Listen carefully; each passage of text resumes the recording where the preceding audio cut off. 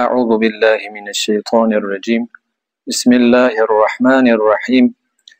الحمد لله نحمده ونستعینه ونستغفره ونؤمن بالله ونتوکل علیه ونعوذ بالله من شرور انفسنا ومن سیئات اعمالنا فمن يهده الله فلا مضل له ومن يضلله فلا هادي له. نشهد أن لا إله إلا الله وحده لا شريك له ونشهد أن محمدا عبده ورسوله صلى الله تعالى عليه وعلى آله وأصحابه وذرياته أجمعين.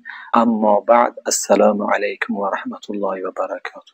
امروز صحبت داشته باشیم در بیان فضیلت علم از دیدگاه دین مبین اسلام که الله تبارک و تعالی قرآن عظیم و شان را برای پیامبرش همچون معجزه فرود آورد و اولین آیت هایی که با پیامبرش نازل کرد ابتدا سرشریش از کلمه اقرأ بخوان شروع کرد که چنان می‌فرماید پروردگار جل شأنه که بسم الله الرحمن الرحیم اقرأ بسم ربک الذی خلق، یعنی بخوان به نام پروردگارت که آفریدگار است.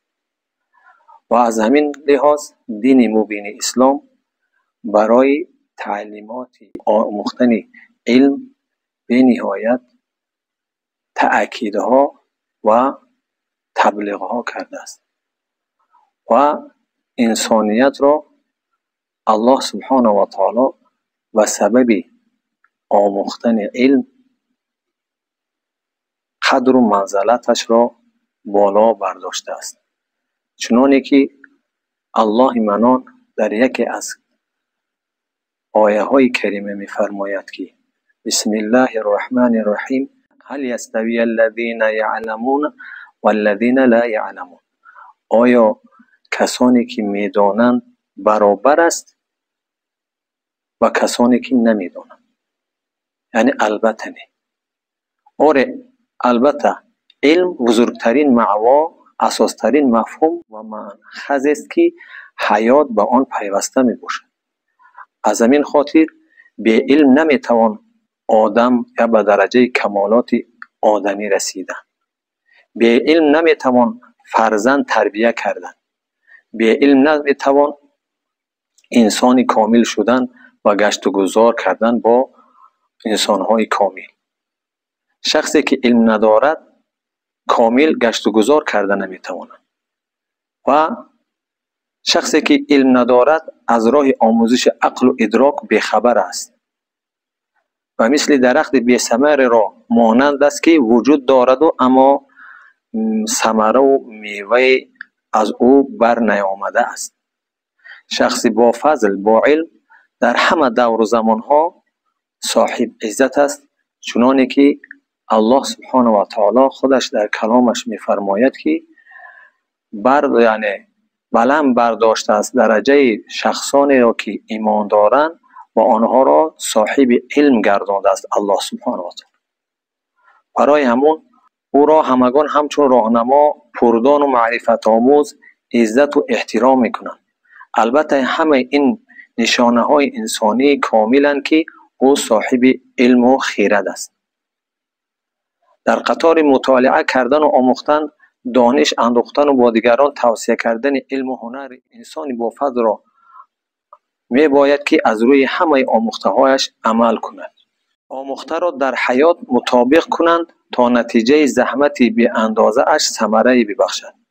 یعنی هر علمی را که باز خداوند برای بندگانش نصیب گردانده است، او را باید بنده کامل عملی سازد، با اون عمل کنند.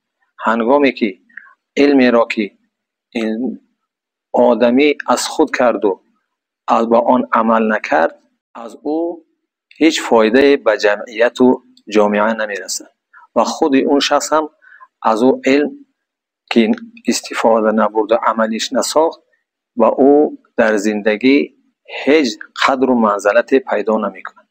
برای همون بزرگان ما چنین بیان کردند که علمی که در آن عمل نباشد جز عربده و جدل نباشد. علمت به عمل چو یار گردد قدر تو 1000 گردد. البته این درست است که در زندگی همه که صاحب علم باشند و همه با آن علم عمل کرده نمی توانند.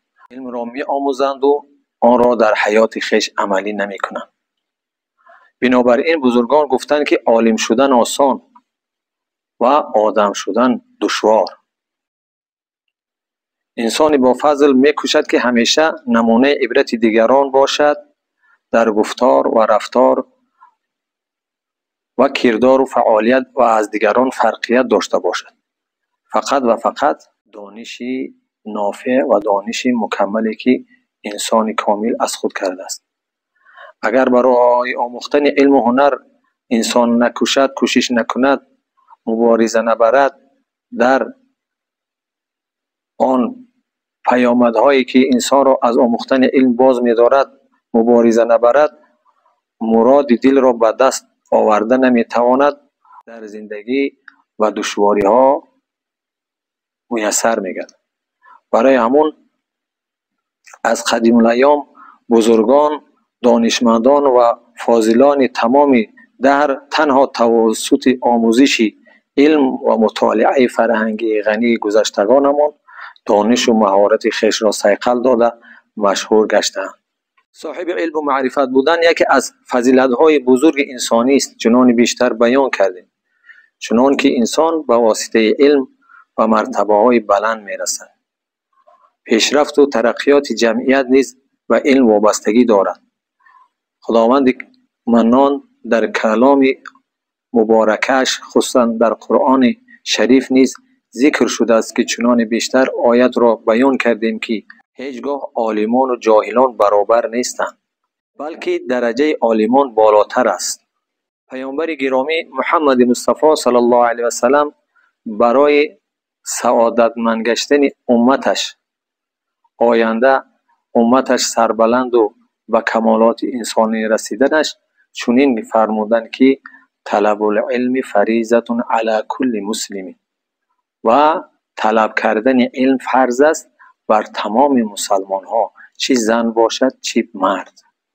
و خاطری که در اینجا مسلمین آمد، در تحت زیر این کلمه هم مردان و هم زنان داخلند. محض آموزش علم و معرفت پایدیوار بزرگ حیات کسی صاحب معرفت شده میتواند. علم به انسان امکانیت میدهد که صاحب اعتقاد گردد، خوب و بد حیات را آموزد، ملاحظه کار باشد، با معرفت بلند را صاحب گردد و کامل حقوق باشد.